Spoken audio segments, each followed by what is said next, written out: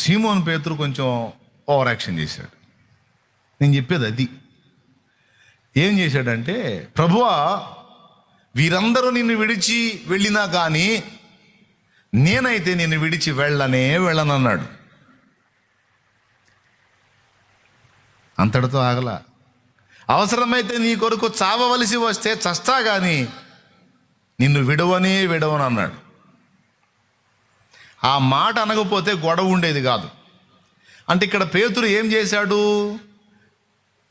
తన నమ్మకత్వం యొక్క నాణ్యతను చెప్పాడు యేసు ప్రభుకి. అసలు నేను ఎంత నమ్మకస్తుండో తెలుసా? ప్రాణం ఇత్త నీకోసం.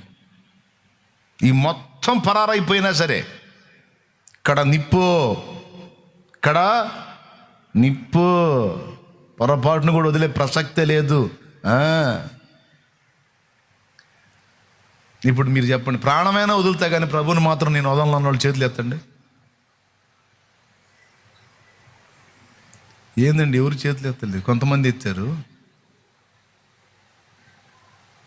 అంటే వదిలిపెడతారు అన్నమాట. యథార్థంగా ఒప్పుకుంటున్నారు, ప్రాణం కోసం ప్రభుని వదిలిపెడతా. నేనైతే 2 చేతులు ఎత్తానండి, ప్రాణమైనా వదులుతాను కానీ ప్రభుని వదలను అనేది. ఇప్పుడు ఎత్తారు అంటే నేను చేతులు ఎత్తున్నారు, లేకపోతే తమ్ముడు మీరు చెప్పండి, ప్రాణమైనా వదులుతాను కానీ ప్రభుని మాత్రం వదలను అన్నోళ్ళు చేతులు ఎత్తండి. నిజమేనా? ఇట్లానే అన్నాడు ఆయన. ఎవరు? సీమోను పేతురు. ఇప్పుడు మనం ఇచ్చినట్టే ఇచ్చాడు బిల్డప్. ప్రభువా వీళ్ళందరినీ వదిలిపెట్టిపోయినా నేను పోను, అవసరమైతే నీ కోసం చావలసి వస్తే చస్తా కానీ వదలను అన్నాడు. ఇప్పుడు దేన్ని కనపరిచాడు?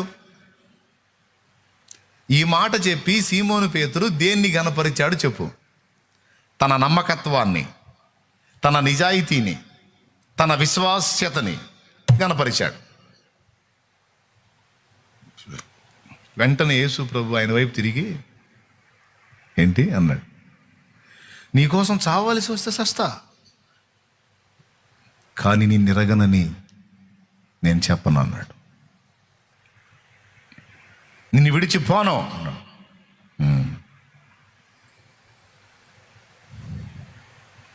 ఈ రాత్రి కోడి 2 మార్లు కుయ్యక మునుపు నువ్వు 3 సార్లు అబద్ధం ఆడతావు. కోడి కుయ్యక మునుపు నువ్వు 3 సార్లు అబద్ధం ఆడతావు.